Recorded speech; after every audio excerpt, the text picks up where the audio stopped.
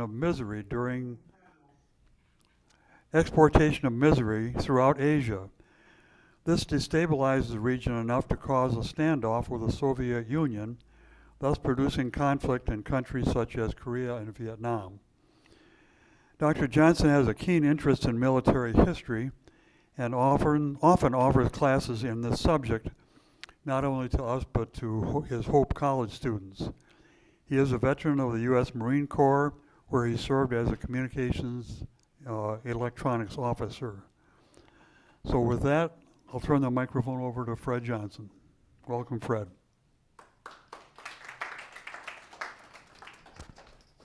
Thank you, Tom. You all have restored my faith and optimism this morning by being here.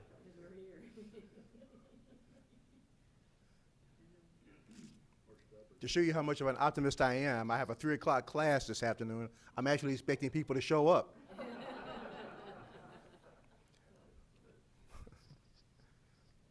Well, we're going to cover what Tom was talking about. Sometimes when I actually submit a description for a course, in the process of actually putting the course together, I go down different rabbit holes. So we'll touch upon a lot of what he talked about, but there's some other things I found out that just make this subject even so much more, or it's already interesting.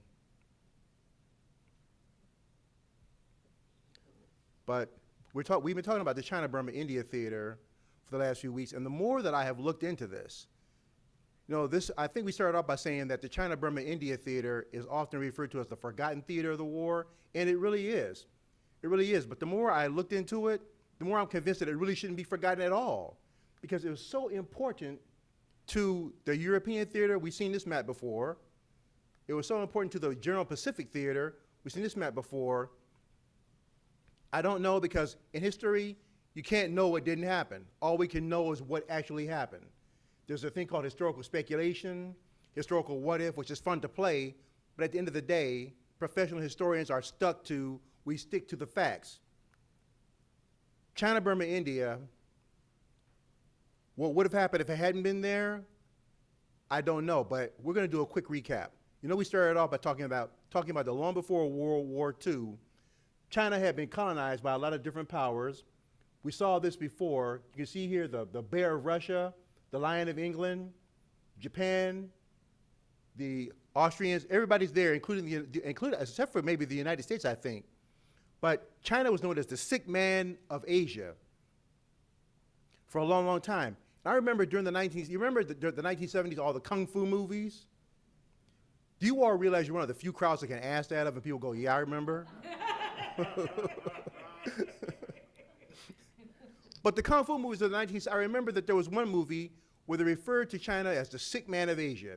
And I knew that I can't remember the filmmaker's name. He was a very, very famous Chinese-American filmmaker, but he was actually a guy that produced a lot of Bruce Lee's movies.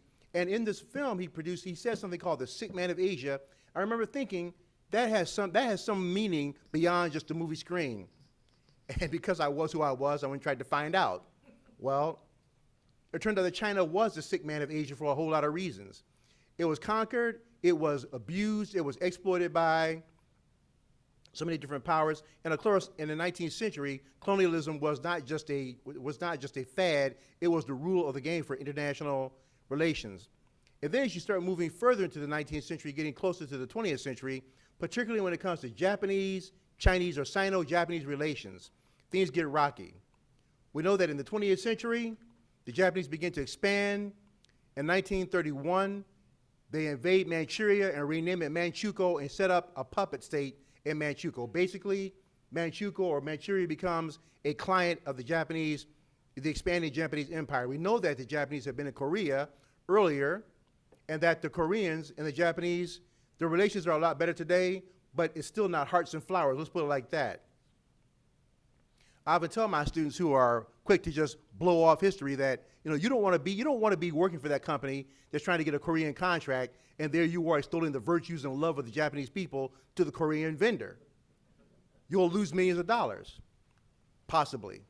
And then when the beginning of World War II, I actually had a student the other day that said, we need to understand that World War II in the Pacific begins in 1931.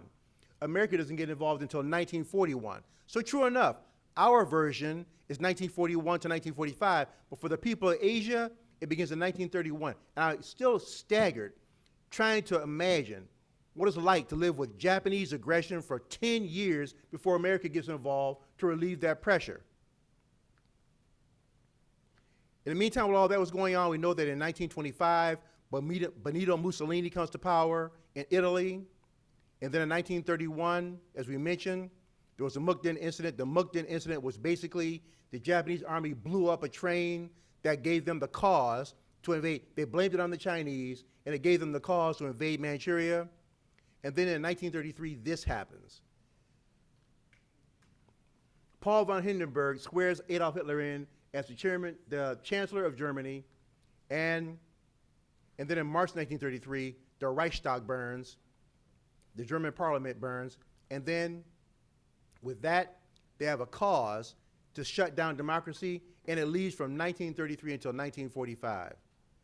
Also in 1933, we mentioned that the concentration camp, the re-education camp at Dachau ended, or opened up, becoming the model for the other camps that would eventually be established throughout the German Reich, all of occupied Europe. I have visited Dachau twice. I think that I told you all, you can still smell the Zyklon B in the walls. It's very possible. And when you think that Dachau was one of the lesser of the camps, it wasn't the death factory at Auschwitz. It wasn't like Ohrdruf. It wasn't like Birkenau. It wasn't like Sachsenhausen or Mauthausen. It was a model, a template for the rest of them. And the horror that I felt there, if there is such a thing as ghosts being alive who are walking around with you as you're at a place, it's at Dachau and Auschwitz, I'm sure. Democracy dies in Germany for the next 12 years. We mentioned that as you start getting closer to World War II, the American phase of the war that is, that Claire Chennault is forced to retire from the US Army. We established that he was a genius when it came to air tactics. He was constantly experimenting. He essentially annoyed his bosses into asking him to retire. And he was a Sinophile. He loved all things Chinese, to include the woman he eventually married. Claire Chennault went to China and developed some tactics with these outdated, underclass by standards compared to the Japanese Zero. They were heavy, they were slow, not nearly as maneuverable as the Zero. So Claire Chennault developed tactics to offset the weaknesses of these aircraft to turn them into strengths. One of the things that he had working for him, we established, was that the Chinese, he developed with his Chinese allies, a fantastic word-of-mouth system. Now, during the antebellum period, that is in the period of the United States history before the Civil War, black slaves called it the grapevine telegraph. Today we call it word of mouth, which is still the best form of advertising. And so when Japanese aircraft took off from Japanese airfields, the Chinese had a system through flags and balloons and a bunch of other things. Of course, there's word of mouth and runners. As soon as these Japanese aircraft took off, somehow, I really can't explain how they did it, but somehow it was so efficient and the word traveled so fast from town to town, village to village, where the Chinese, by word of mouth, would warn the Americans that planes were taken to the sky, so that by the time the Japanese were going on their way, these slower P-40 Warhawks, Tomahawks, and Kitty Hawks would have enough time to climb to altitude and get above Japanese aircraft. You follow what I'm saying? Enough time to, these are slow aircraft. These slower than the Japanese aircraft. They have enough time to climb to altitude, get position, and then look down on them as they're flying toward whatever they're about to mess up or bomb. And then Chennault's tactics were they peel off, and then in a dive, they get one shot at it, literally one opportunity. And a P-40 in a dive, with the help of gravity, can go at 400 miles an hour in a full dive. Now in World War II, even if you're flying a Japanese Zero, when an American aircraft comes at you at 40 miles an hour and is shooting at you, first of all, you don't see it, distracted, you're surprised. By the time you realize what's going on, they're gone. They've hit the deck, they're at zero altitude and flying away at breakneck speed. That's how the Flying Tigers began to rack up a kill score that made the Flying Tigers an amazing organization. Chennault took aircraft weaknesses and turned them into strengths. And over and over and over again, they did this through a combination of international support and just good flying. Chennault came to the United States in 1940 to buy aircraft and to recruit other airmen who, these guys were sort of like troublemakers, kind of like Pappy Boyington's black sheep, and they all wanted to go to China. And they had the extra incentive of, for every Japanese aircraft they shot down, they got $600. So when America finally got into the war, and they were incorporated back into the regular U.S. Army Air Forces, they weren't happy about that because they stopped getting their bonuses.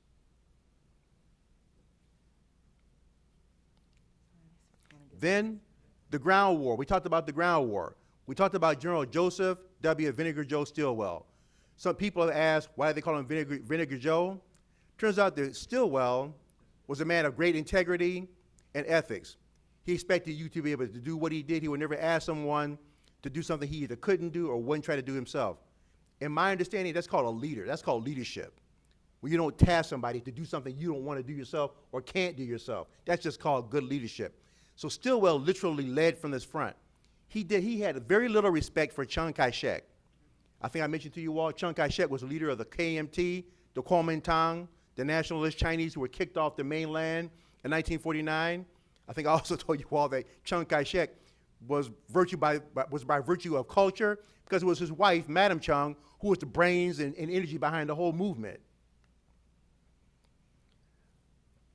While Stilwell is in China in the 1930s advising Chiang Kai-Shek to the best of his abilities, and one of the things that really, really irked Stilwell was that Chiang ran a very corrupt operation. But while he's over there doing that, eventually war breaks out in Europe in 1939, 1940, and of course by 1940, in America there's a presidential election, which means that FDR, who's elected for the first time in 1932, then he's re-elected in 1936. In 1940, he's going for his third election. We know now that there's been a constitutional amendment or legislation passed saying that an American president can't do that. Thank God. I see you all are read between the lines, okay.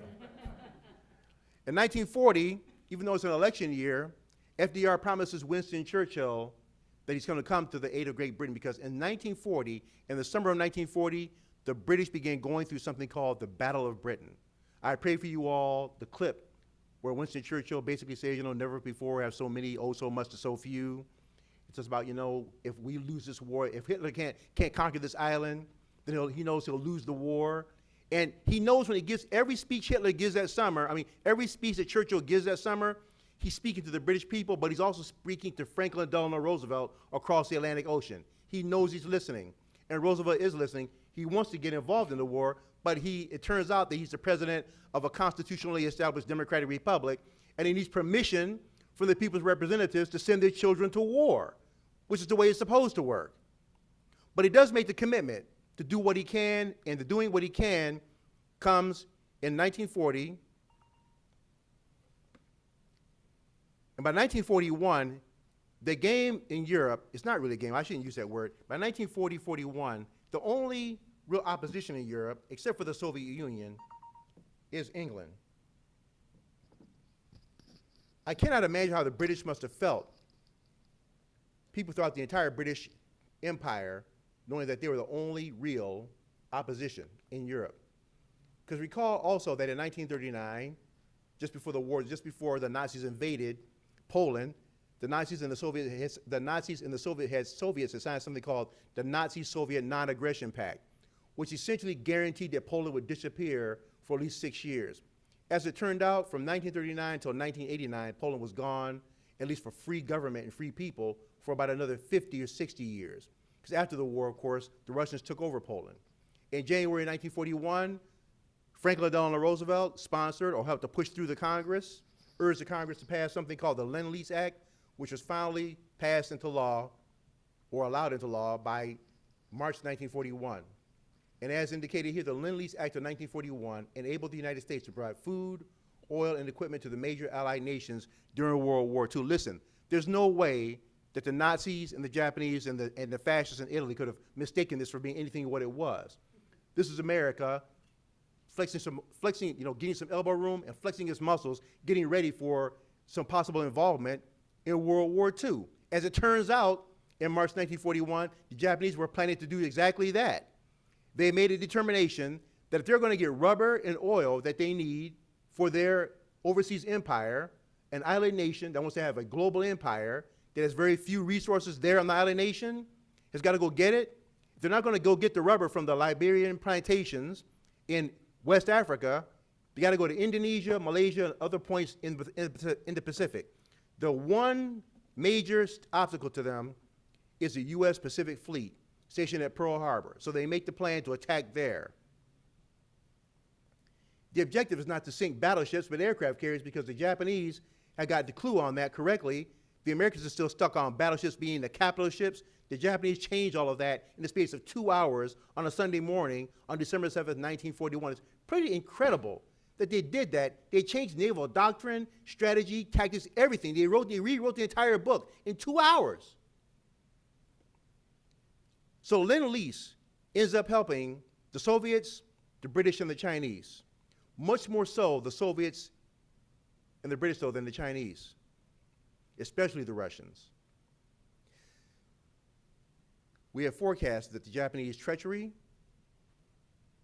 Now, somebody had a question, I think, from the chat during one of our sessions, not so sure about whether or not Japanese diplomats were aware of that the attack was coming.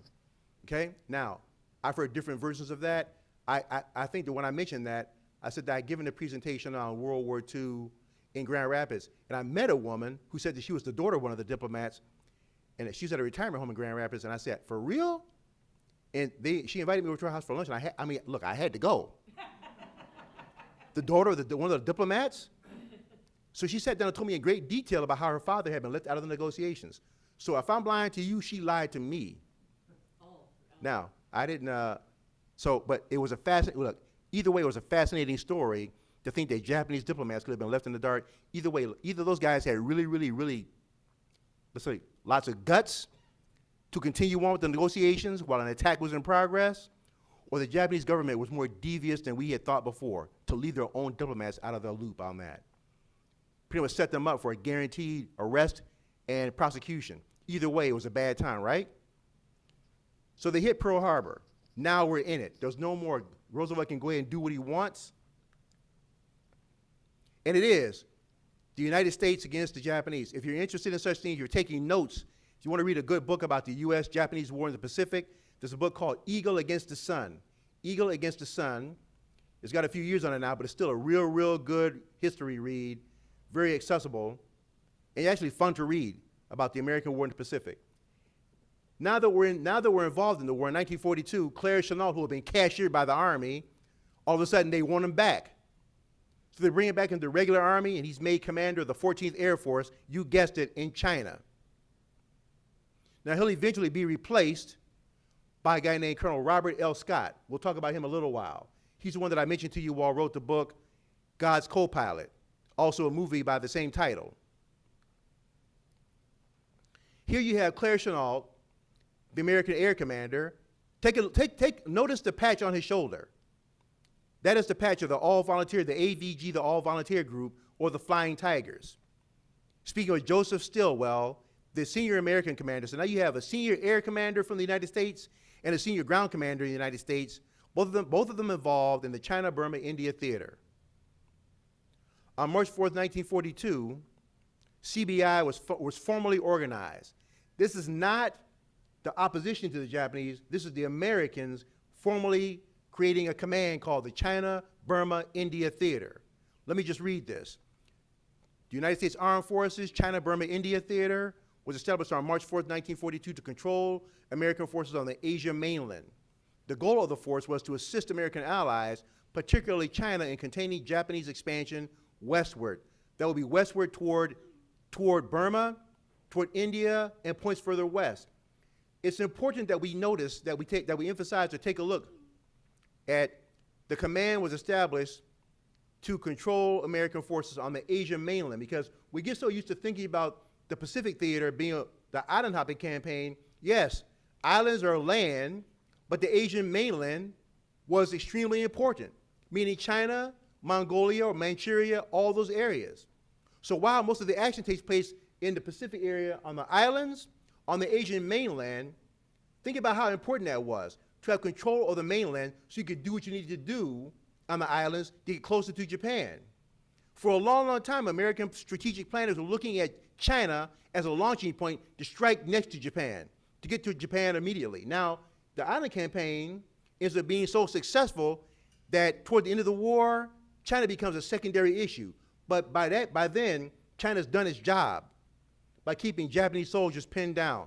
Continuing, the CBI theater did not contain large numbers of U.S. combat troops, but posed logistical problems beyond any previously faced by the U.S. Army. From India to the interior of mainland China, thousands of American soldiers ran railroads, built roads, provided medical care, flew cargo planes, trained Chinese troops, etc. The more I've read about this, the more I've studied this, the logistical challenges they were astronomical to begin with, but the more you read about this stuff, the more you understand what they had to overcome as far as terrain features and just nature itself, truly Herculean efforts in China-Burma-India. So they did it through a variety of means: flying the hump, air transport, because they frankly had no other means, and then this thing right here. You would have had to take, sea motion sick medicine to drive this thing.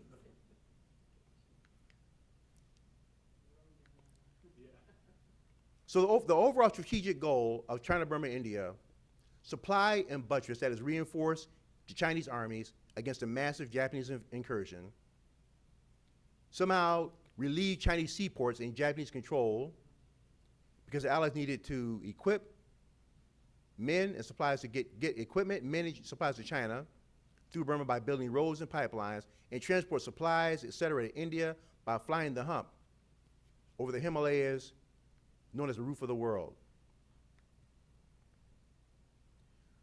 So they were also to help China through ground and air offensives against Japan. So there's many things going on here. Now, look, there are many other ground forces that were involved in CBI, but the one that most people will note about is Merrell's Marauders, led by Colonel Frank D. Merrell, or also known as the 5307th Composite Unit, provisional codename Galahad, or more popularly, Merrell's Marauders. This was their patch, we mentioned that. Formed into 6 combat teams, I'm just gonna blow right through this. And we know that they use mules. It turns out that, again, doing more research on this, lots of mules gave their lives in China-Burma-India. Lots and lots of mules gave their lives. Poor things. But you know what? In talking about China-Burma-India, it reminded me of Ken Burns. How many of you all saw that documentary by Ken Burns on Vietnam? So you know that early on, especially in 1954, at Dien Bien Phu, when the French just underestimated the Viet Minh.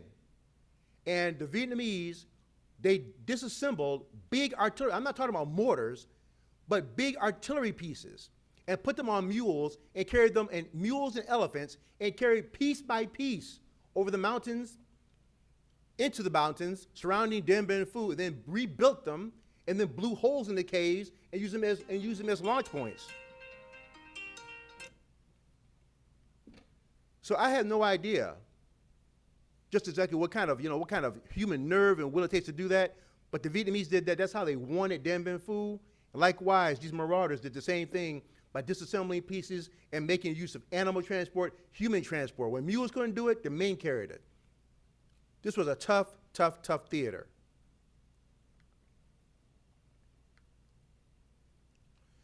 We talked about the formation of the Air Transport Command, which I knew about, but I hadn't really looked into deeply. When I was growing up in the Philippines, there was something called MATS, Military Air Transport Service. The Military Air Transport Service is called something different these days, but I remember C-141, C-130s. Look, these were the guys that did all the heavy lifting. They were the ones that took people from the United States to Vietnam, from the US to the Philippines to Vietnam, or from Vietnam back to the Philippines, back to the world, as people in Vietnam called it. So MATS was a real big deal. MATS was the offspring or the descendant of the Air Transport Command.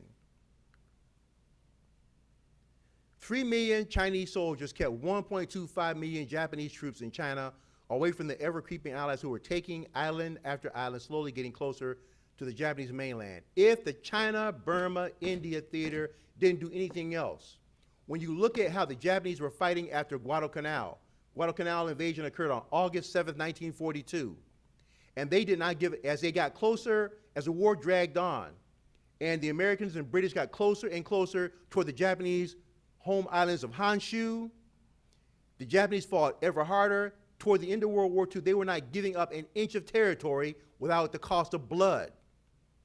Now, if you take that into account, you will understand why people would have been relieved that 1.25 million more Japanese soldiers were held down in China as opposed to being on those islands, particularly as you got closer and closer, because the Banzai charges, these guys were no joke. And if you have not seen it, I really recommend, so I know a lot of you have watched, how many of you have seen that miniseries, The Band of Brothers? Okay, it's based on Stephen Ambrose's book. There's a companion to that called The Pacific, which talks about the Pacific War. It's also a miniseries. And there's, I think I showed you all the scene there where John Basilone, who won the Medal of Honor, is responding to one of his recruits, a Marine recruit, that says, oh, he just wants to slap a Jap. And he gets up in him, and he, rightfully so, tells him, you know something? Let me tell you something about the Japanese soldier that I fought. This guy is no joke.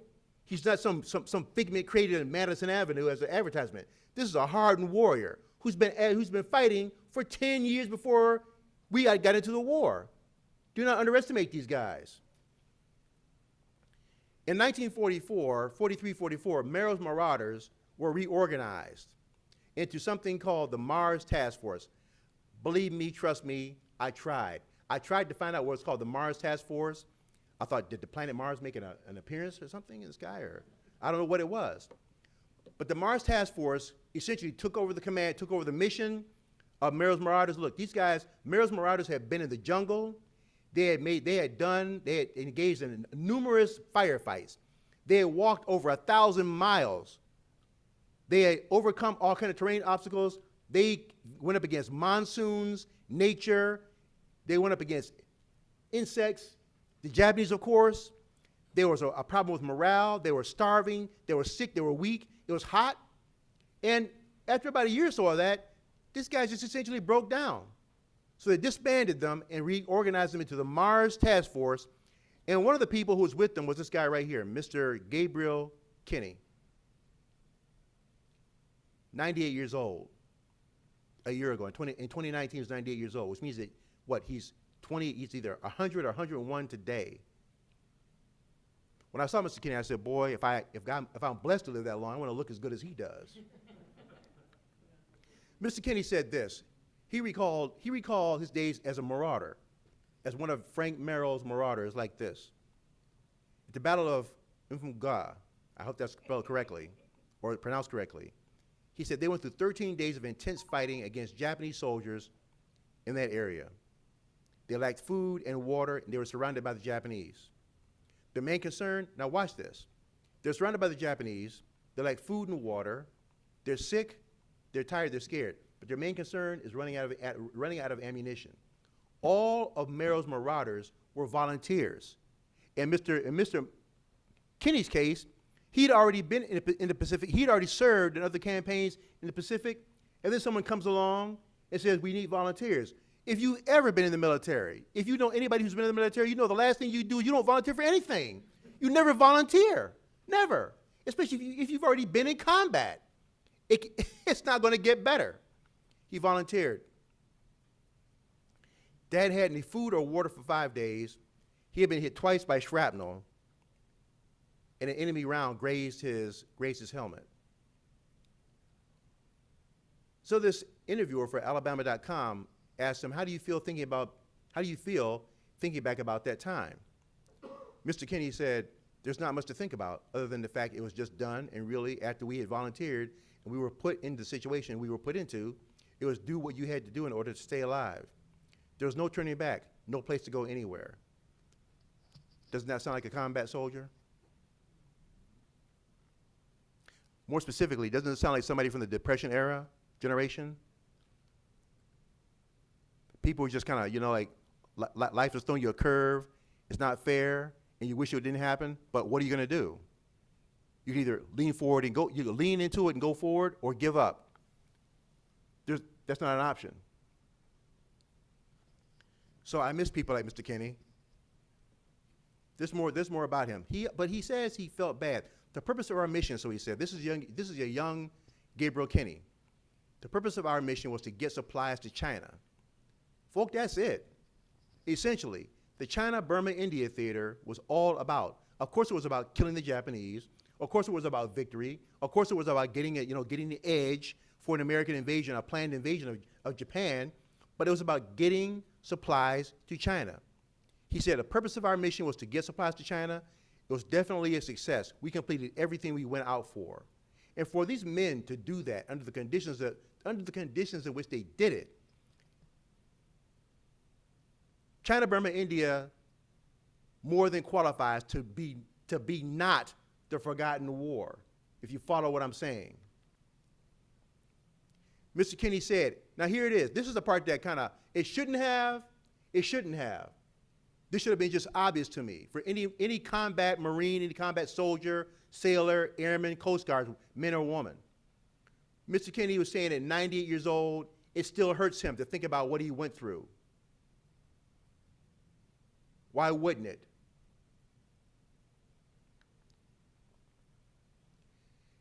It caused me to reflect just for a moment. I wanted to share this with you all on the thing called, that Mr. Kinney was talking about. He's suffering from what, I'm not a psychologist, but I'm thinking that what he's talking about, he has what he calls survivor's guilt. One of my students the other day, just yesterday in class, did a brief presentation on Ira Hayes. Ira Hayes was a Pima Indian who was one of the Marines who was part of the flag raising on Mount Suribachi in February 1945. Ira Hayes ended up, when he came back from battle, he fell into alcoholism, not because of the usual stereotypical reasons or assumptions. Ira Hayes had survivor's guilt. They sent him across the country on a tour to raise war bonds. He was a war hero after Mount Suribachi and the Iwo Jima flag raising. But Ira Hayes wanted to be back out there with his fellow Marines, fighting alongside them. Danger notwithstanding, hardship notwithstanding, risk of death notwithstanding, he wanted to be back out there with them. So Ira Hayes is suffering from survivor's guilt, but that's all part of, I think, from something that goes back as far back as World War I, and of course before, what soldiers go through. You see this guy on the left. You can look in his eyes and tell there's something not right with this guy. This is World War I. They called it shell shock. In World War II, there was a thing called the 1,000-yard stare, which is what this painting gives us. Another version, this guy right here, his name is Marine Private T.J. Miller, showing the 1,000-yard stare after 2 days of constant fighting at the Battle of Eniwetok. He was killed in a firefight at Avon Atoll a month later. How do you think this guy is? Is he 25 even? Probably not. Look at his eyes. This young man is a lot older than he should be, but that's what war is, isn't it? That's why we should do it less than more. And then, of course, during Vietnam. By the time we finally get to Vietnam, we go from shell shock to combat fatigue and the 1,000-yard stare during World War II. Then through Korea and Vietnam, we finally get to the thing we call post-traumatic stress disorder, as we understand it to be right now. And we've gotten so good at it now, we understand that PTSD can be a component or a byproduct of growing up in an abusive household, being in an abusive marriage, being in a hostile workspace, or having your sisters visit you at Thanksgiving.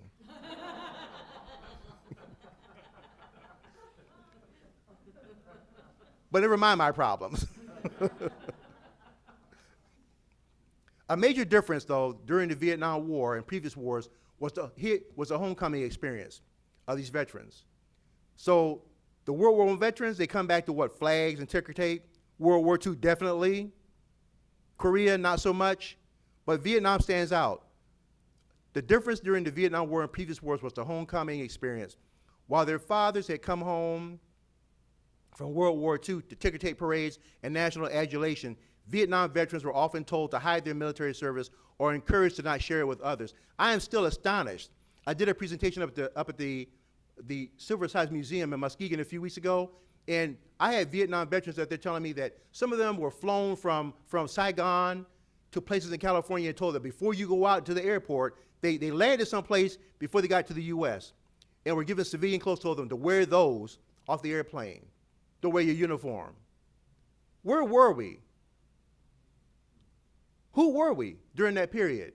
We're telling the people that are over there doing the heavy lifting for us to change clothes because you're going to be an embarrassment to us. Really? 19, 20-year-old kids who are just over there doing their job? Well, it goes on to say, many were maligned and mistreated. This compounded the trauma that they experienced in Southeast Asia. Vietnam veterans worked to change the narrative around PTSD. Men like Max Cleland, you all heard he just died recently, right? And then Lewis Puller Jr. Now, Lewis Puller Jr. was the son of Lewis Burwell Puller, who is an icon. He is, people in the Marine Corps have to work to not genuflect when they say his name is Chesty Puller. Chesty Puller was a four-time winner of the Navy Cross. In the Naval Service, there is no award for heroism higher than the Navy Cross. He got 4 of them. I could not understand. Why didn't he just give him the Medal of Honor and just get it over with? But Lewis Puller Jr., apparently, following after his father, but he went to Vietnam, got his legs blown off. So unlike Chesty Puller, the Navy Cross winner of 4 times, who was at the Battle of Chosin Reservoir in the 1950s and during the Korean War, he's the one, and this is the quote, the alleged quote from him, where someone came to him one day and said, "General Puller, we're surrounded by the enemy." He says, "Good, now we know what direction to attack." That's who Chesty Puller was. So his son is a Vietnam veteran. He and Max Cleland and Hal Moore spoke openly of their struggles about adjusting to civilian life. And so testimonies from them give us the insight about PTSD and survivor's guilt that our veterans had been dealing with, both Vietnam, World War II, and otherwise. For Mr. Kinney, what did he do with his survivor's guilt? What did he do with his feelings? He said the Marauders were disbanded on August 10th, 1944, shortly after the victory at Myitkyina. I want you all to know that I practiced saying that all night. Myitkyina. Mr. Kinney was shipped back to Lido, India, to a little hospital. It was more of an aid station in the jungle. He returned to combat during September and most of October.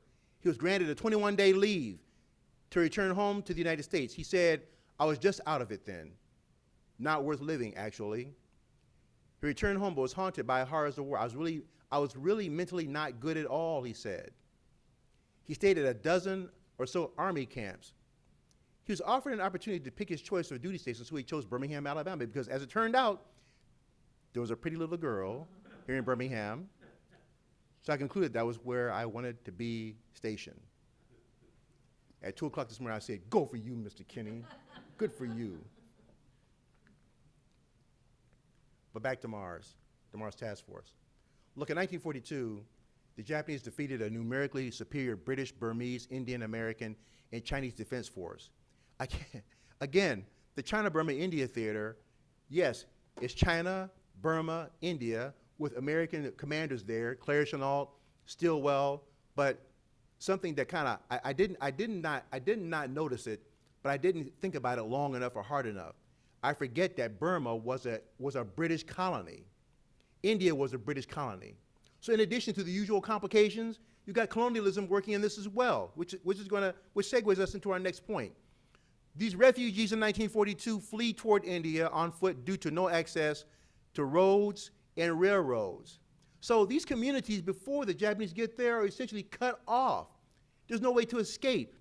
What do you do when you have a bunch of people like the Japanese Army, especially given the Japanese Army, the Imperial Japanese Army, doing what they were doing, and you can't get away from them?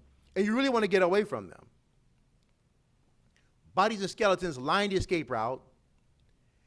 General Stilwell said, we got a hell of a beating. We got run out of Burma, and it is humiliating as hell. I think we ought to find out what caused it and go back and retake it. He was right. We should. We needed to. But that, of course, was easier said than done. Take a look at this map. Look, you don't need to be able to do terrain to do terrain land navigation to know that this is difficult. The North Burma area of operations. Most troops that were available to Stilwell were those of the Chinese Army in India. The Chinese Army, meaning the nationalist Chinese Army, the one led by Chiang Kai-Shek, you know, the corrupt guy that Stilwell had no respect for. So one more time, we see that warfare in addition to having access to good equipment and technology, still comes down to human beings, leadership, and relationship. I often use this example. Robert E. Lee and Stonewall Jackson. The two of them were like peas in a pod. Robert E. Lee could trust Stonewall Jackson to send him off to do what he did. Jackson's greatness was enabled by the fact that Lee could trust him to put him not on a long leash, but no leash at all, because Jackson was such a spectacular performer. Lee could say, go do X, and Jackson would go do it, and he would do it exactly the way he knew Lee would do it himself. Likewise, Robert E. Lee had earned the trust of Jefferson Davis, so when Lee suggested we should invade the North, which he did the first time and ended up at Antietam, and then more so the second time, Davis said yes to both suggestions, which was really, really unusual because Jefferson Davis trusted no one's judgment more than his own, but he trusted Robert E. Lee. So when you have someone like Stilwell and Chung, and it's not working out, that has an impact on the ground. Again, one of the students yesterday made a real good point that a particular loss in August and October 1943, 2 air raids at Schweinfurt and Regensburg to knock out ball bearing factories in Nazi-occupied Europe, Nazi Germany. We sustained 60 planes lost in August that year, on that date, August 17th. 60 B-17s. 60 B-17s, each of them with a crew of 10 men. One day, 600 men shot out of the sky. 600. I promise you, I guarantee you, any military commander that loses 600 people today in one day will be court-martialed and spend time behind bars. That air raid happened like that because of a disagreement between American policymakers, air senior commanders, who believed that B-17s with 10-50 caliber machine guns on them didn't need fighter escorts. After that, they changed their mind. Do you understand what I'm saying about leadership and trust and relationships? That loss of life changed the policy. Thank God for the B-17 crews in the 8th Air Force in Europe. So in addition to the Japanese, Stilwell, the Chinese, the Burmese, and the British are going through jungles like this. These are modern day shots of the Burmese jungle, or Burma today called Myanmar. They were fighting mosquitoes and slugs, or should I say leeches, not slugs, which just look disgusting to look at, don't they? They were fighting malaria. Do you know that today, on the African continent, even though Africa, the continent, still has a tremendous problem with AIDS, that most African scholars that I've talked to, if given a choice of being able to defeat AIDS and malaria, they'll choose malaria, because malaria continues to kill more people on the continent than AIDS does, ever has. And then dysentery. They're fighting dysentery, leeches, mosquitoes, malarial mosquitoes, the jungle. So warfare is hard. Warfare is miserable. But as I tell my students all the time, listen, when you see these war movies and people are carrying a rifle and they have a pack on, they're running, like they're sprinting, doing an Olympic sprint, that's not real. They're basically, if you're carrying a full combat load you are basically crawling on the ground. It's hard, it's heavy. 2 canteens here, an M16 rifle, plus ammunition and food, everything else. You're not running, you're not sprinting, and if you are, it's because you're about to die and you're really scared, and the adrenaline's kicked in. That's warfare. Well, the British and the Americans were primarily in the China-Burma-India Theatre, not so much the Russians.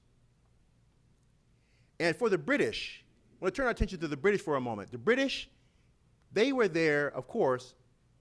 I mentioned to you all that Burma had been a colony of Great Britain.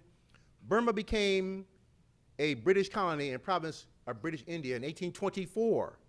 The new flag was the British Raj red ensign that featured a plain red field with the Union Jack in the top left-hand corner and the Star of India in the center right of the flag. Okay, stand by to be a little bit confused. British Burma, the flag changed from 1939 to 1941, then from 1945 to 1948. Then the flag changed again from 1941 to 1942. The Burmese people have they have a thing with peacocks. And then under Japanese occupation, the Japanese changed the flag to, well, look like this, the rising sun, from 1942 to 1943. By this time, in 1943, the Japanese are fighting a defensive war. Recall that from June 4 through 6, 1942, at the Battle of Midway, five of the 6 attack carriers that hit Pearl Harbor will be sunk at the Battle of Midway, which means they're not out of the war. It just means that the trajectory, the momentum of the war shifted. The Japanese no longer have the ability to choose the time, place, and method of attack, so they are reacting from 1942 to 1945. The flag changed again from 1945 to 1948 to the state of Burma. Either way, the Burmese were going through some serious changes. A major part of the British Army in Burma was called the Chindits. The Chindits were British Empire troops who carried out guerrilla-style operations in Burma during the Second World War, obviously. The force was made up mostly of the British Indian Army and the Gurkhas. Now, somebody asked about the Gurkhas the last time. The Gurkhas, the Gurkhas are no joke. They're recruited, they're from Nepal. They're from Nepal, and they are some of the absolute toughest fighters on earth.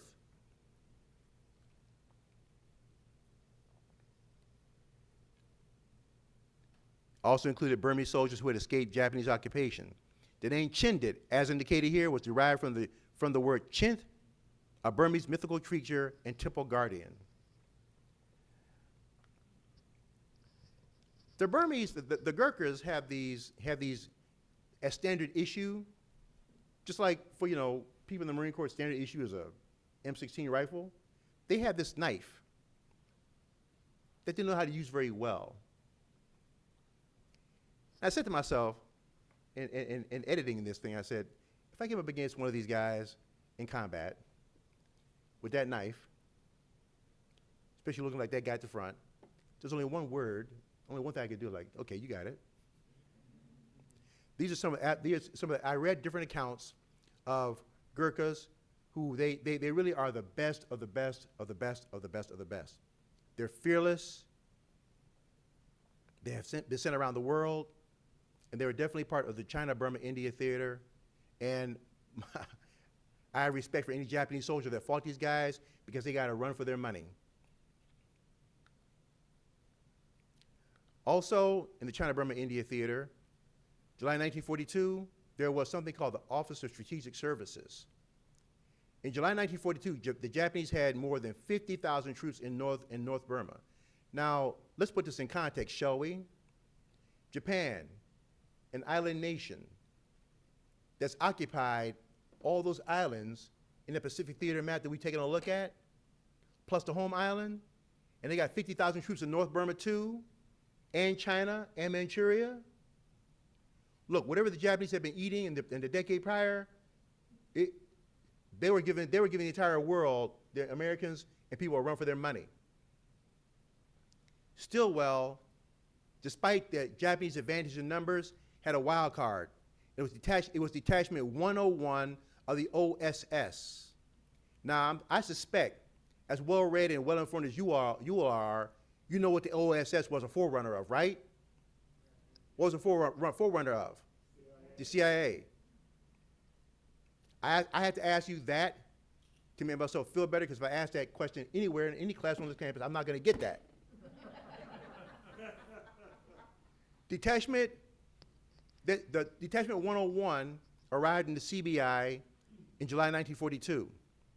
It was the first overseas unit created under the NASCENT, or the Emerging Special Operations Branch of the Coordinator of Information, the predecessor to the OSS. I'm going to really have to dig into this, because we know the OSS was the forerunner of the CIA, but the forerunner of the OSS was this Coordinator of Information. So it'll be really, really interesting to find out the genesis of CIA, going all the way back to the very first thought. This gets even more interesting, though. OSS, so you all know that. I know you've heard of General Wild Bill Donovan. OSS Chief Major General William J. Donovan envisioned that units could do the following: General Donovan said that units could do the following: effect physical subversion of the enemy in three distinct phases, in three ways. One, infiltration and preparation, sabotage and subversion, and direct support to guerrilla resistance or commando units. He's absolutely right. And listen, the CIA may have strayed away from those three things and got into all the James Bond spy stuff, but that still is essentially what they do. Infiltrate, prepare, sabotage and subvert, and give support to guerrillas, especially during the Cold War, and especially during the Truman Doctrine and the Eisenhower Doctrine. The Truman Doctrine being that any nation that asks the United States for economic, military, political support against an external force, internal force, threatening a democratic government, America agreed to help them according to the Truman Doctrine. Now we know now they have some problems with it, right? That's essentially giving a blank check to people asking for American support. We know now that things like the Gulf of Tonkin resolution should not be given to American presidents. We know now that specific language should be used in situations like that. So yes, it was a forerunner of the Central Intelligence Agency. The overall goals of the China-Burma-India Theatre, the Americans and the British, the Chindits and the Gurkhas who were fighting with them, the overall goals, despite everything, no matter they're trying to get Michina, flying over the hump, building the Burma Road, seizing the Burma Road back from the Japanese, it all came down to two things essentially. One, keeping China in the war. Goal number one, keeping China in the war, and then goal number two, keeping those Japanese troops in place in China, meaning off those islands where Americans were landing one island after another in the island hopping campaign.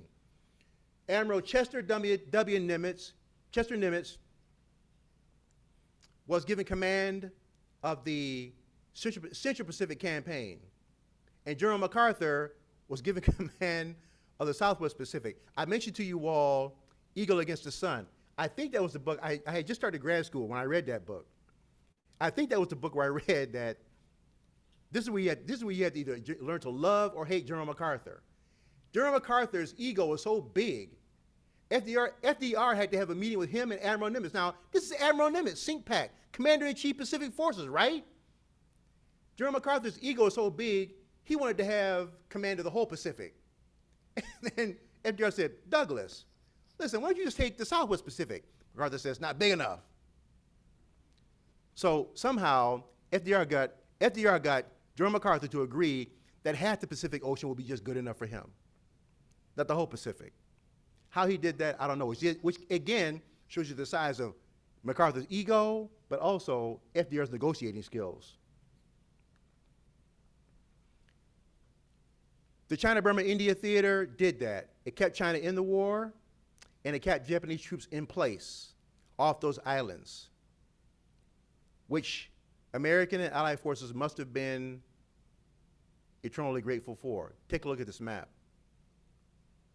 From Pearl Harbor, going to the far right, from Pearl Harbor to the Gilbert Islands. Now look, if you go further down, you see Guadalcanal, August 1942 to February 1943. Guadalcanal was the curtain raising for American troops about what the Pacific Island War was going to be about. Long, hard, miserable, Japanese not going to give up. There are cartoons I've seen of caricatures of the Japanese during World War II, showing them, with thick glasses and buck teeth, and just very, very, well, frankly, disrespectful, stereotypical. But what American soldiers and Marines found on those islands in World War II, these are not buck-toothed cartoon characters. These are people who are fighting to the very end. And then if you look from Pearl Harbor to Tarawa, November 1943, Tarawa was an unmitigated disaster. Tarawa was an amphibious landing. Tarawa was a failure, a tremendous failure. One of the many things that, understand that amphibious landing in World War II is not brand new, but it's still rather new.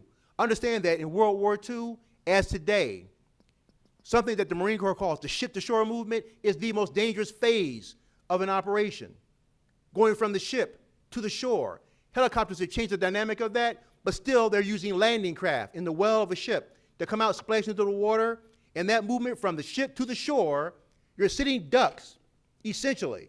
So essentially, for an amphibious operation, there's a lot of beach preparation with naval gunfire and air support to try and soften them up, so the phrase was. But the Japanese learned to dig tunnels and bunkers inside of coral reefs. Who digs bunkers inside a coral reef? And so you could get a direct hit and still survive it. This is who we were fighting. And Tarawa had the extra added horror of the fact that the landing craft got close enough to shore, so they thought, but they let down the landing ramp. And Marines carrying a full combat load stepped out into water that was too deep. They weren't at the beach. It was several feet deep. So with their packs on, they simply sank to the bottom and drowned.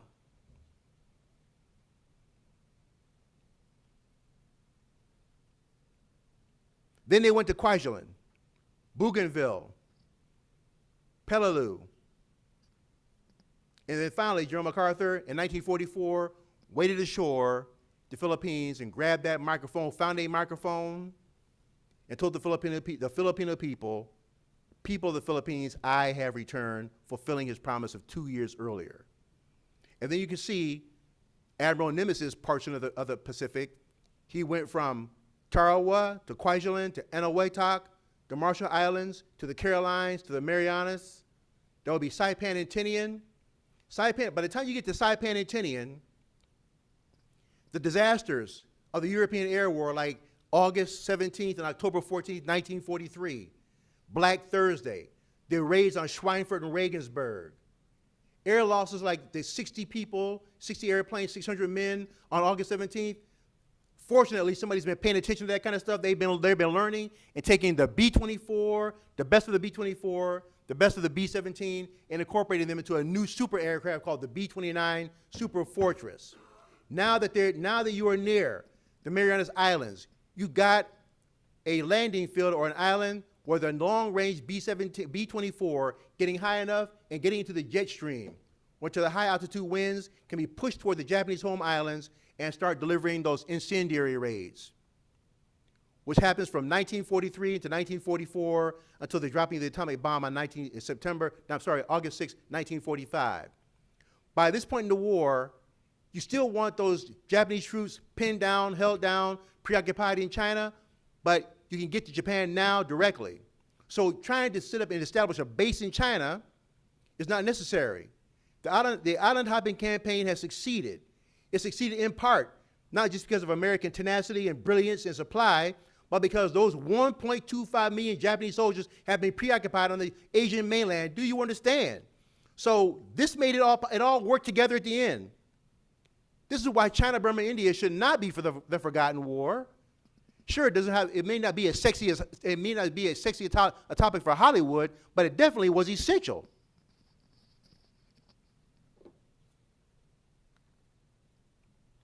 And then this map showing getting closer to Iwo Jima, you can see how close that island chain is to the home island of Japan. Iwo Jima, and then if you look off to the left, there's another famous battle, right?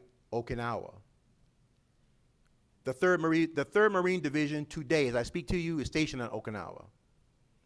We have an Air Force base at Iwakuni in Japan. Japan is a trusted ally now. And of course, to the north of Japan is Korea, which, as you know, is divided and causes trouble from every now and then, particularly North Korea. February 23rd, 1945, the Iwo Jima flag raising, the war is coming to an end, and then finally, on August 6, 1945, dropping the atomic bomb on Hiroshima. 3 days later, there'll be another bomb dropped on Nagasaki. People still debate, was a second bomb necessary?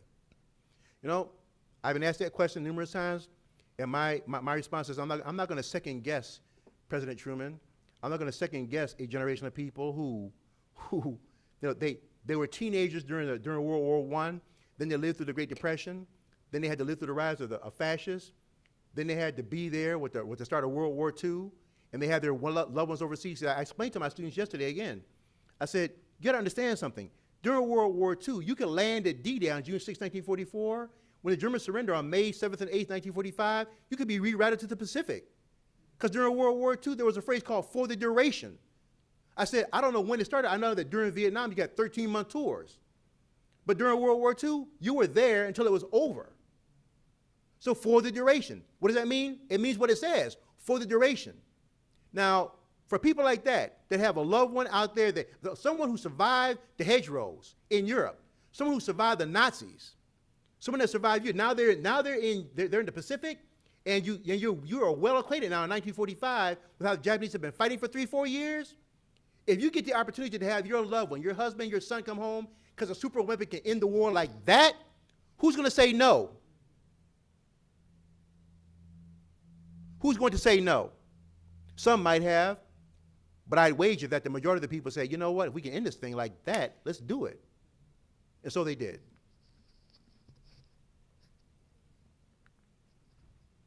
September 2nd, 1945, General MacArthur watches Japanese delegate, one of several, sign the surrender documents.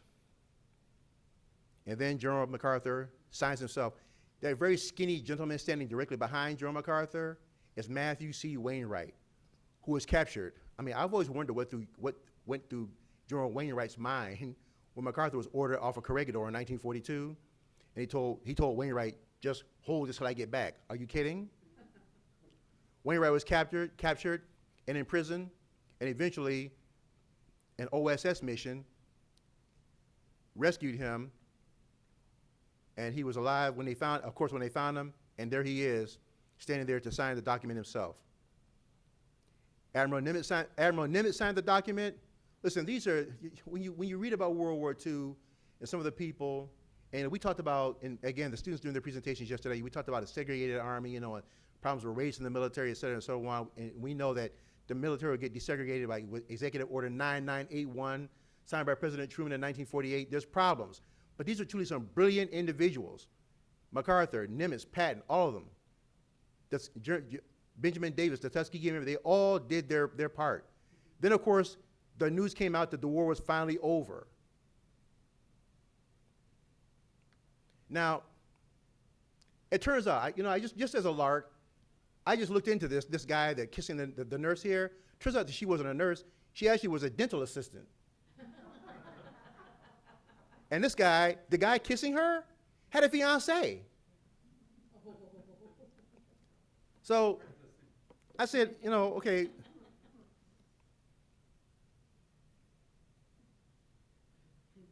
I figured I'd look into this. Let me just read this. Most have seen the iconic photo of a sailor jubilantly kissing a woman in Times Square on August 14, 1945. The kiss came after news of Japan's surrender, effectively ending World War II. It's a celebrated photo, but the woman who was kissed said she didn't have much say in the matter. I gather that.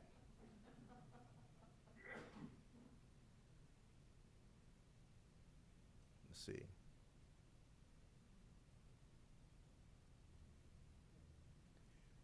Suddenly, she says, suddenly I was grabbed by a sailor, and it wasn't much of a kiss. Okay, that could have made him feel good. Says Greta Zimmer Friedman told the Library of Congress as part of a history project on veterans. Zimmerman said it wasn't her choice. The guy just came over and kissed. Zimmerman said later she realized it was just an act of joy. It was more of a jubilant act that he didn't have to go back. I found out later he was so happy that he did not have to go back to the Pacific where they already had been through war. She also realized he picked her because of her dentist assistant uniform, which was similar to the nurse's outfit. The reason he grabbed someone dressed like a nurse was that he just felt very grateful to the nurses who took care of the wounded.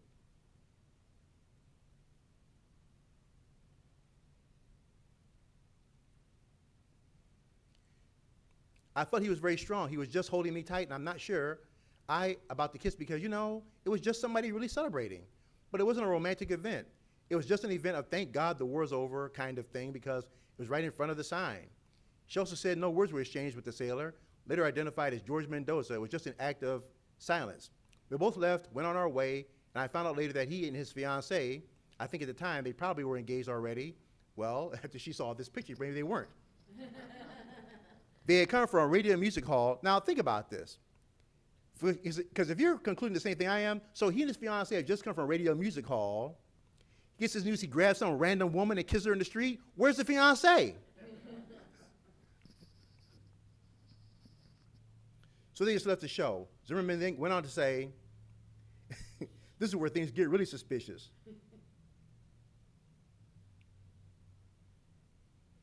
Zimmerman said she wasn't the only woman kissed by a sailor in Times Square that day. No, but other sailors did too. So apparently a bunch of American sailors were grabbing women in Times Square on August 14, 1945, and just kissing people saying, I'm really happy that the war's over.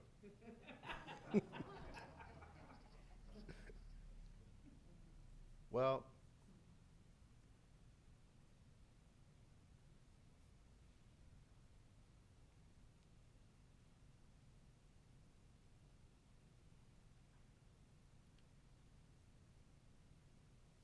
I do have a final.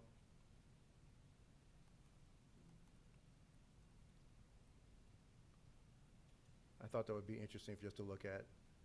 But after all the stuff with the kissing, the war definitely was over. But you know what?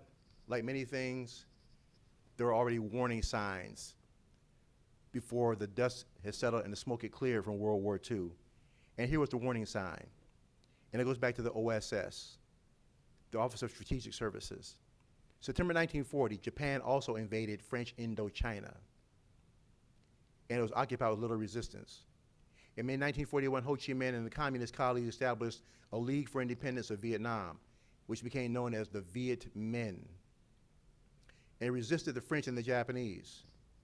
In March 1945, on the verge of defeat, Japanese troops carried out a coup against French authorities and announced an end to the colonial era, declaring Vietnam, Laos, and Cambodia independent.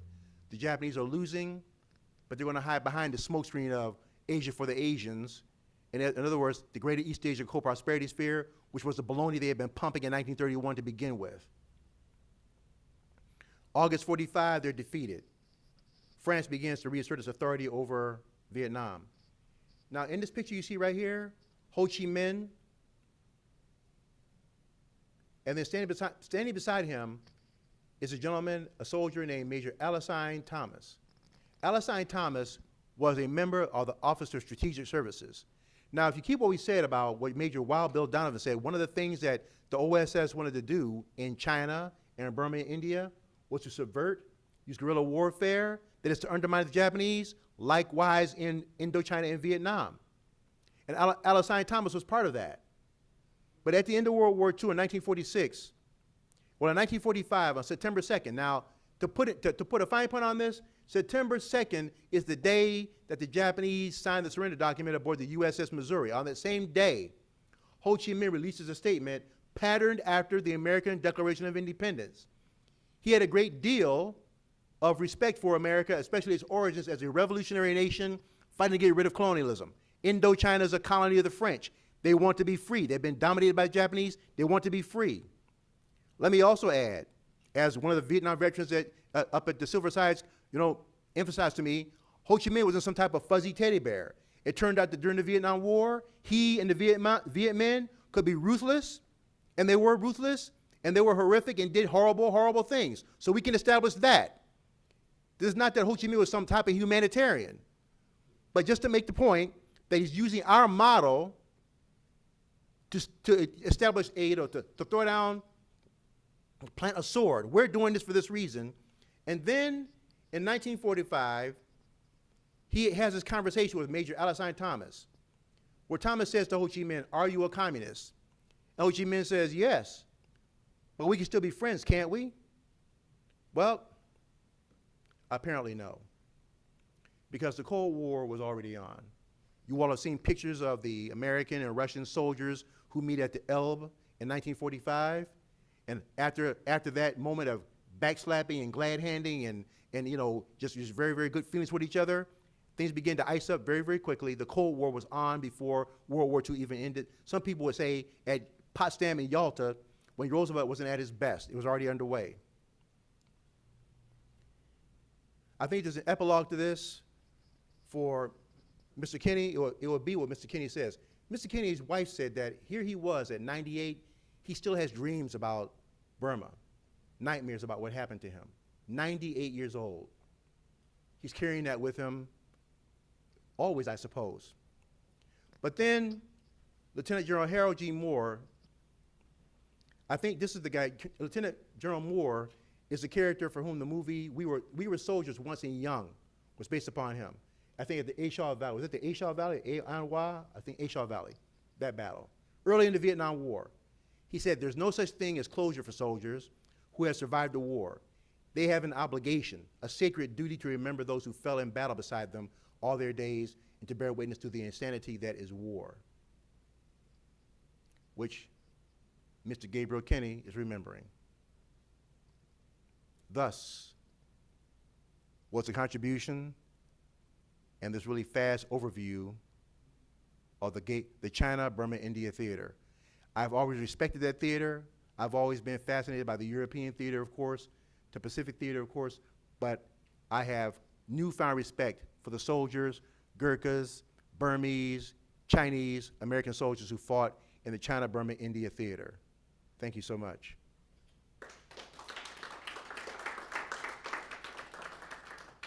Do we have any questions or comments? Hmm?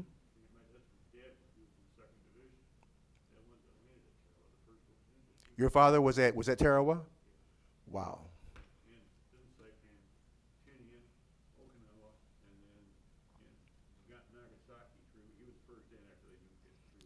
Yeah.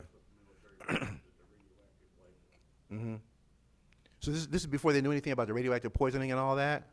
Yeah, he died. Had to go through that many papers. Right, right. Well, did he talk? Did he talk much about Tarawa? Yeah. Okay. Yeah, it was like I said, it was an unmitigated disaster. He said 3 feet of water, but what happened is in a ship, the communication, I'm getting talky here, so just somebody shut up, but in a ship, the communication was real close. They had 2 on the lead infantry ship to launch, where he was on, and 2 natives that were tide experts that were supposed to be able to tell them when to launch. They said, when that night, or that morning when they launched, they said, this is a neat tide, it's not coming back, don't launch. So that word shot through the crew, and all let down their guard, and then the decision was made to launch. And that's when the disaster hit.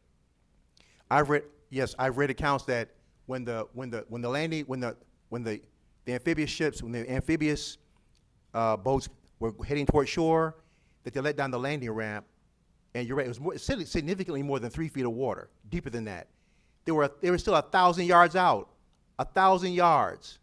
That's 10 football fields. Okay, 1,000 yards out, men carrying a full combat load stepping off into water, there's nowhere to go but down. And I mentioned to you, the reason why I mentioned to you all that business about naval gunfire and air support, because they were trying to soften up the Japanese positions. Well, this is what, 1943, 1944? What they discovered early on was that the Japanese were very good at hunkering down. You could literally bomb these guys for several days, they'd still be there. Now what happened was that early on the Americans were they were lulled into a false sense of security because at Guadalcanal, the first major operation in the Pacific to take back land, it was what they called an unopposed landing. They thought there was going to be some opposition, there wasn't. They went ashore. After they'd been ashore for a few days or about a week or so, that's when the real hell broke loose. The Japanese they walked into a trap essentially. So from that point forward, they didn't make that mistake anymore.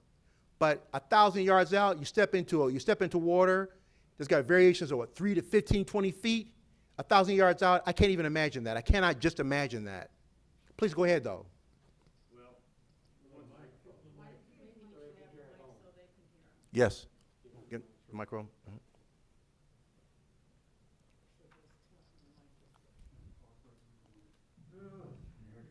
anyway, once they landed, or got at least grounded, the boats never really landed, they just got grounded. Right. Got rudders busted, props busted, and then they had to let the troops out. But Yeah. of course, they made, as you know, the mistake of putting commanding officers, the COs, right in the front. So the minute those gates went down, they were dead. And then the guys had to jump out in the water, but the first thing you don't know how deep it is until you sink, and you're wearing, like you say, a 70-pound backpack. So that's immediately your worst enemy besides the enemy bullet. So a lot of guys died in the water trying to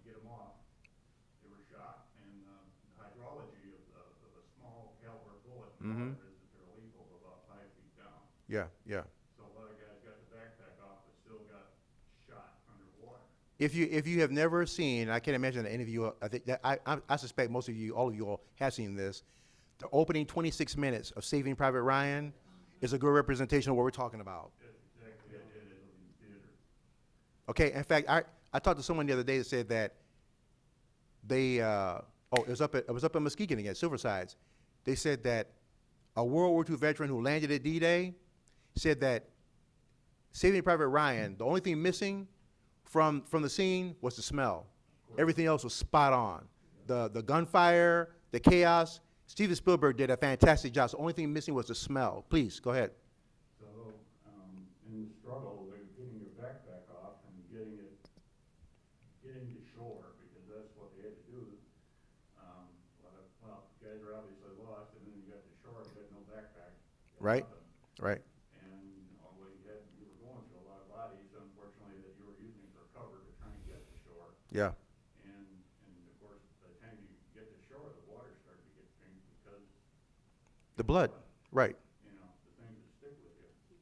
And then, you gotta wear those clothes. In that case of Tara, for 3.5 days, you got no supply, no food, no water, ammunition was scarce, and, it was just really stressful. I mean, because it was not planned, there was no order, it was just somebody had to take charge. Mm-hmm. And that's just what they did. Yeah, you know, and I think that Tarawa, and again, Saving Private Ryan, you see that the landing ramp is in the front of the amphibious boat, but today, amphibious vehicles, their landing ramp is in the back. Now, that's because of technology, but because of lessons like this. I remember being in a landing craft coming out of the back of the USS Incheon. We're in the landing craft, we dropped into the water, and it went down, it started going down, and these things are what, 18, 20 tons apiece? And we started going further down and down and down, and then there was no light. There wasn't much light to begin with, and there were diesel fumes, and sitting there I'm sitting there with like 8, 9, 10 Marines. Oh, well, I'm in my 20s. I'm like, what, is this it? I die like this? But then the thing started doing like this, and we came up to the surface and hit the beach. But when the landing ramp went down, I could still tell, even then, it's still the most sensitive part. That's why I say the ship-to-shore movement is the most dangerous part. I don't care if you're doing it from helicopters, if you're flying in, or doing it from the back of a boat and then getting on the beach. Establishing that beachhead and setting up a perimeter, that is dangerous business. You got to establish a beachhead, and that's where they get you. So I can't even imagine being 1,000 yards out going through what your dad went through. Yeah, then fortunately, it was only 3.5 days long, because basically no food, no water for 3.5 Right. days. And he says, and then when it was finally, he said that when we were getting beat down, he says, and then you started getting food and water, Yeah. it was hard to find a place to sit. You weren't next to Can you repeat the comment or Right, question? or some dead soldier. Because I think that what happened after Tarawa, they figured that, well, we didn't really need to land here after all. In other words, they de-emphasized the strategic importance and then went to the next island. They were doing island hopping, okay? So especially after the disaster, they wanted to get past it. Listen, war is full of mistakes. That's why we should do it less than more. Yeah, and the other thing to bear in mind is that the island they were on, Tarawa, wasn't a heck of a lot bigger than the whole campus. What's that? It wasn't, the island they were headed for was it was only 270 acres. It was not a big island. No, not at all. There wasn't much more than the whole campus. And then, they buried thousands of tons of bombs. If you look at a map of Iwo Jima and see Mount Suribachi almost takes up the whole island. It's not much of an island, not really. Just a mountain, yeah, and a few flat areas. But that's fantastic. Thanks for sharing that. Wow. Are there other questions? What other questions do you all have? That's a Fred, fantastic story. John, Fred, I have one comment. go ahead, Kim. In the chat. It's from Myron Wernet. He says, I highly recommend to anyone visiting Hawaii to visit and spend time at the Punch Bowl Cemetery, also known as the National Memorial Cemetery of the Pacific, as the lectures there speak of many of the battles mentioned in your class over the past 5 weeks. Thank you so much for your class and perspectives. What was the first name of the cemetery? Punch Bowl Cemetery, but it's also known as the National Memorial Cemetery. The Punch Bowl Cemetery. So if you all are in Hawaii, or if I'm in Hawaii someday in my life, I will visit the Punch Bowl Cemetery. My uncle was stationed in Hawaii, so I've been You there a should couple go on times going to and Arizona. from the Oh my Philippines. gosh. It's Thanks, worth Kim. seeing. Are you on? It's worth seeing. Okay. It's Maybe very, we should- very Thanks, Jim, yeah. emotional. What about Maybe the we should ask Arizona? Haas Special Events You're to nothing. plan a trip with you as our host. Yeah, you all ask special events to plan a trip that I can go on with you No, for purely hey, historical reasons. hey, you mentioned that, Kim. Yes. One of the things that I was just talking to my wife about was seriously scheduling a trip down to the World War II Museum in New Orleans. Yeah. And I'd be very much happy to become involved in planning for something like that. I've been there a number of times, and it's extraordinary. Hopefully, you've been there, Fred. Jim, you're right. If you That haven't been there, museum Fred, has you gained a need to lot of. go. That's a very respectful museum. The World War II Museum in New Orleans is a very well-respected museum. What I want, schedule a trip to New Orleans, and then to the Lion Museum in California that I told you all about, and then to Hawaii. All the same trip. Go ahead, John. Okay, John comment, about 25 years ago, in the Then the Museum of the Pacific, or the one we saw in Filipinos who were, one of the things I remember is some of them were very happy that MacArthur had rescued them, Mm-hmm. but why did it take so long? In other words, they were happy to be rescued by MacArthur, but why didn't he come earlier? Why didn't he come earlier? Why did he not come earlier? He wasn't allowed to. I know, but that's Oh, they wanted to know. Philippine perspective. Yeah. Well, the truth of the matter is that first off, General MacArthur, being who he was, he wanted to make sure that he was seen in the best light possible. He stayed at Corregidor until he was literally ordered off the island by Franklin Delano Roosevelt. There's a very famous book called They Were Expendable about Commander John D. Bulkeley. Yeah, if you all want to read a good book, that's a good book. They Were Expendable. Commander Bulkeley, MacArthur was taken by PT boat through Japanese-infested waters, mind you, from Corregidor. I can't remember what island he was taken to, but he was taken to another island where a B-17, a pretty well shot up B-17, was waiting for him and flew him and his family and his staff from there to Australia. Now, he thought when he got to Australia, he would begin the process of, planning an immediate counterattack. That wasn't FDR's plan. FDR had him there to begin a counterattack, but on FDR's timetable, not MacArthur's timetable. So when MacArthur finally came back, keep in mind that when MacArthur fled in the spring of 1942, America's got now a two-front war to fight. It's got the Pacific Theater that they're losing drastically, and the European theater, which is pretty much the lights have gone out in Europe, because in 1942, I've shown you all that map of Europe in 1942, the Soviet Union, which is losing drastically, and then there's England, which is isolated. So there's not a whole lot of good things are happening. Then there's China, Burma, and India. So now you got FDR in a nation that's been pretty much asleep at the wheel, that all of a sudden has to wake up, ramp up, and begin production overnight, and change things overnight, and train people overnight. Draft goes into effect, all these things. So MacArthur basically has to wait. And the Australians had their own concerns, and the New Zealanders had their own concerns. And it was just a very, very fluid, dynamic people. So it literally took 2 years for him to get back. That division of resources, the European theater was always prioritized over the Pacific theater, certainly from MacArthur's point of view. And then from the standpoint of China-Burma-India, look, I mentioned to you all that Lend-Lease supplies went to Russia, England, and China. And of the three, China got the last and the least, because Europe was deemed more important, but because also the threat in Europe was a lot more acute. Although the Japanese were clearly a threat, the Nazis, as to paraphrase Winston Churchill, were about to take the lights out on civilization. These guys are barbarians. So I don't particularly, I don't have a whole lot of criticism of FDR's and his advisors, their strategy and what they chose to do. And this is why I wanted to cover China-Burma-India with you all, because if in fact those American, British, Gurkha, Burmese, and Chinese forces can hold the Japanese down on the mainland long enough, then you could have a very heroic return at Leyte like he did in 1944.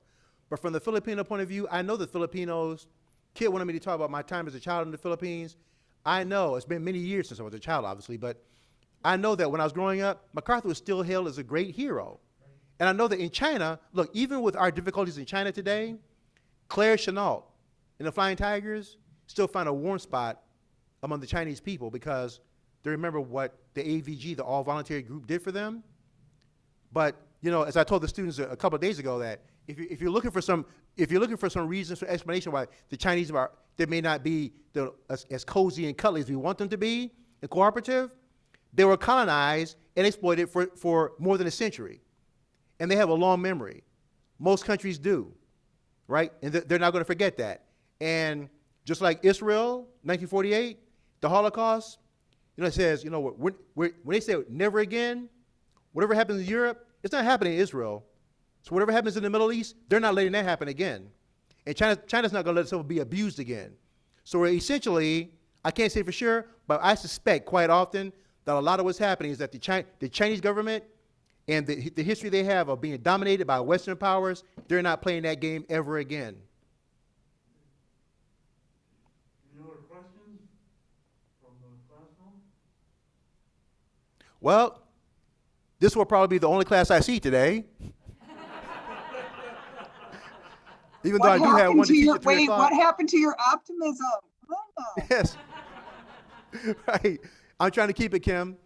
But look, I tell my students, you guys are spending close to 40 grand a year for education. I'll show up. I don't know if you'll be there, but I'll be there. And we'll see. Thank you so much. It's been fun being with you all again. Love being with you. Thank you. Love being with you face to face. And thank you, fellow Zoomers. Yes. Thanks, everybody. Hope you have a safe and blessed holiday tomorrow. We'll see you next week. If anybody wants to invite my sister to Thanksgiving dinner, you're more than welcome. Happy Thanksgiving, everybody. You too. Right. 'Cause she's